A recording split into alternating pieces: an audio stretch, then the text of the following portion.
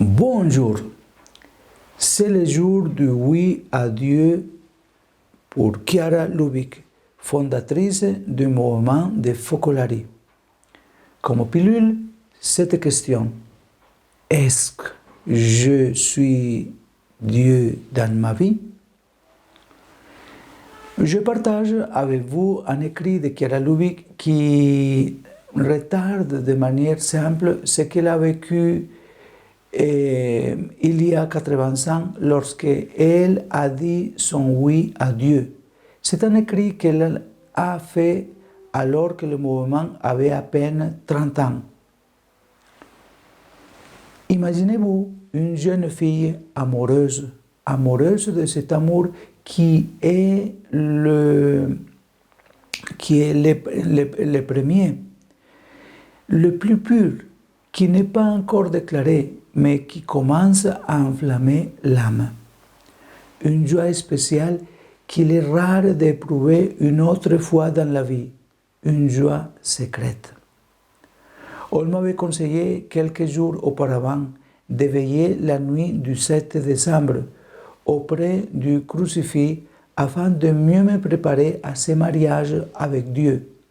Mariage qui devait se dérouler de la façon la plus secrète. Le soir même, agenouillé près de mon lit, j'ai essayé de veiller devant un crucifix de métal que, à ce jour, ma mère possède encore. Le matin, je me suis levé vers 5 heures. J'ai enfilé une robe tout simple, la plus belle que j'ai possédée, et je me suis mise en route vers un petit collège de l'autre côté de la ville. Une tempête faisait rage dehors, à tel point que je devais me frayer un chemin en poussant mon parapluie devant.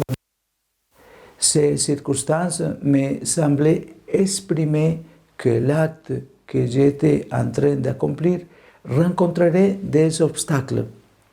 Arrivé au collège, le décor change. Un énorme portail s'ouvre de lui-même. J'en éprouve une impression de soulagement et d'accueil comme face aux bras grand ouverts de ce Dieu qui m'attendait. La petite église était ornée au mieux. Au fond se détachait une image de la Vierge Immaculée. Avant la communion et en un éclair, j'ai réalisé ce que j'étais sur le point de faire. Jamais plus je ne pourrai retourner dans le monde. Je me mariais, j'ai épousé Dieu. Ouvrir ainsi les yeux sur ce que j'allais faire, je m'en souviens encore très bien, a provoqué en moi quelque chose de si soudain et intense à la fois qu'une larme est tombée sur mon missel. Une longue action de grâce. Je crois que je suis rentré à la maison en courant. Je me suis seulement arrêté près de l'évêché, me semble-t-il, pour y acheter 3 oeillettes rouges et en orner le crucifix qui m'attendait dans ma chambre. Ces fleurs étaient le signe de notre fête commune. Tout est là. Même en envisageant les perspectives les plus optimistes, le 7 décembre 1943, je n'aurais pas pu imaginer ce que je vois aujourd'hui. Louange à Dieu, gloire à Marie, reine d'un royaume qui, sans métaphore, a envahi le monde. Jusqu'ici, l'écrit de Chiara. Comme vous pouvez le constater, c'est quelque chose de simple et à la fois profond et solennel.